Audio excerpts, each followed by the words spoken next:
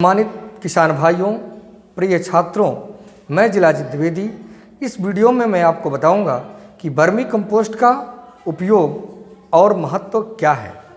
अगर हम उपयोग की बात करते हैं वर्मी कंपोस्ट का, तो 3 दृष्टिकोण से इसका उपयोग होता है।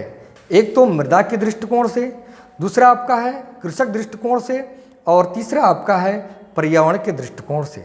अगर हम मृदा के दृष्टिकोण से चर्चा करते हैं तो भूमि में क्या करता है कि केंचुए खाद, इससे भूमि की गुणवत्ता में सुधार आती है, भूमि में जलधारण क्षमता बढ़ती है और भूमि का तापक्रम भी सामान्य बनाए रखता है, और भूमि में वाष्पीकरण की क्रिया भी बहुत कम मात्रा में होता है, जिससे सिंचाई की काफ़ी बचत होती है। केंचुए में भरपूर मात्रा में, केंचुए की खाद में भरपूर मात्रा में नाइट्रोजन, फास्फोरस, पोटास एवं सूक्ष्म पोषक तत्व अधिक मात्रा में उपलब्ध होते हैं, जिससे हमारी मृदा की उर्वरा शक्ति बनी रहती है। और मृदा में जो उपयोगी जीवाणु होते हैं उनकी संख्या में भी इससे काफ़ी वृद्धि होती है, क्योंकि जो मृदा में सूक्ष्म जीवाणु होते हैं उनका भोजन मुख्य ह्यूमस ही होता है, कार्बनिक पदार्थी होता है। तो केंचुए खाद में कार्बनिक पदार्थी अधिकता होती है, इससे मृदा में उपयोगी सूक्ष्म जीवाणुओं की भी संख्या अधिक होती है। अगर हम कृषक दृष्टिकोण से बात करते हैं तो किसान, इससे क्या होता है कि सिंचाई के अंतराल में वृद्धि होती है, क्योंकि मृदा में जलधारण क्षमता अधिक रहती है। इसी की वजह से जो सिंचाई का एक अंतराल है वो काफ़ी बढ़ जाता है, और जो रासायनिक खाद की निर्भरता है वो भी काफ़ी कम हो जाती है, और किसानों का लागत भी कहीं न कहीं इससे बहुत कम होता है। अगर हम चर्चा करते हैं कि पर्यावरण दृष्टिकोण से इसका क्या उपयोग है, तो इससे मृदा के जलस्तर में काफ़ी वृद्धि होता है, और मृदा में खाद्य पदार्थ भी मुख्य रूप से ज़्यादातर उपलब्ध हो जाते हैं। और इससे ये चीज़ होता है कि इससे जो भी कूड़ा करकट है इधर उधर अगर पड़ा होता है तो सड़ करके पर्यावरण को प्रदूषित करता है। तो वर्मी कंपोस्ट में ये सभी कूड़ा करकट जो होता है उस सब का आप सड़ा करके और उससे आप आसानी से खाद तैयार कर लेते हैं। इससे हमारा पर्यावरण भी काफ़ी हद तक शुद्ध बना रहता है।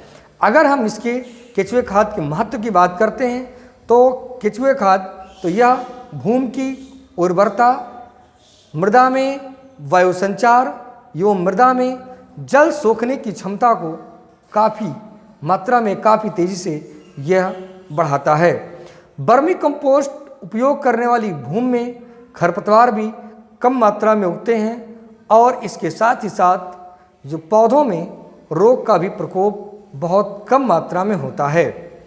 पौधों के बीजों को यहाँ पर जो भी पौधे के या बीज होते हैं उनको प्रमुख मात्रा में ये आसानी से पोषक तत्वों को भी ये पहुँचाने का काम करता है। मिट्टी में पोषक तत्वों की मात्रा काफ़ी तेज़ी से इसमें बढ़ जाती है, और ये चीज़ भी देखा जाता है कि फसलों के उत्पादन क्षमता में लगभग 25 से 30% तक इसकी वृद्धि हो जाती है। और वर्मी कंपोस्ट, अगर इसका हम एक अनुपात देखें तो मिट्टी में नाइट्रोजन, फास्फोरस और पोटास का अनुपात जो होता है वो 5:8:11 के अनुपात में यह होता है, जिससे फसलों के लिए ये काफ़ी अच्छा साबित होता है। और इसमें चीज़ भी देखा जाता है कि उपयोग के बाद 2-3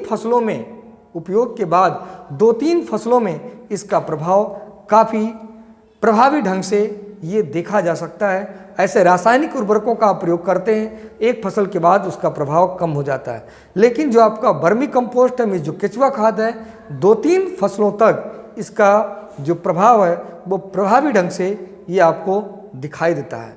आगे फिर कि सिंचाई के लागत में कमी आ जाती है, क्योंकि जब मृदा की जलधारण क्षमता बढ़ गई है तो ऐसे में सिंचाई के लागत में भी काफ़ी मात्रा में ये कमी आ जाती है, और यह बहुत कम समय में, जैसे आप अन्य कंपोस्ट वगैरह तैयार करते हैं तो उसमें समय ज़्यादा लगता है, लेकिन वर्मी कंपोस्ट ये कम समय में तैयार हो जाता है और अन्य खादों की अपेक्षा यह काफ़ी शक्तिशाली होता है, काफ़ी इसमें पोषक तत्वों की मात्रा उसकी अपेक्षा इसमें अधिक होती है और यह मृदा के पीएच को भी सामान्य बनाए रखता है और यह मृदा में उथल पुथल का भी कार्य करता है, जिससे वायु संचार अगर बढ़ा रहेगा तो इससे पौधों का वृद्धि विकास भी काफ़ी तेज़ी से होता है। अगर इसका आप रेगुलर मात्रा में प्रयोग करते हैं या वर्मी कंपोस्ट आपकी मृदा में अगर उचित मात्रा में है तो इससे मृदा भुरभुरी बनी रहती है। तो इस वीडियो के माध्यम से हम आपको इतना जानना चाहिए कि यदि मृदा हमारी स्वस्थ रहेगी तो इससे हम आप भी स्वस्थ रहेंगे, स्वस्थ हमको भोज्य पदार्थ प्राप्त होगा। तो इसलिए आप वर्मी कंपोस्ट या आप कार्बनिक खेती की तरफ अपना झुकाव ज़्यादा से ज़्यादा करें। धन्यवाद।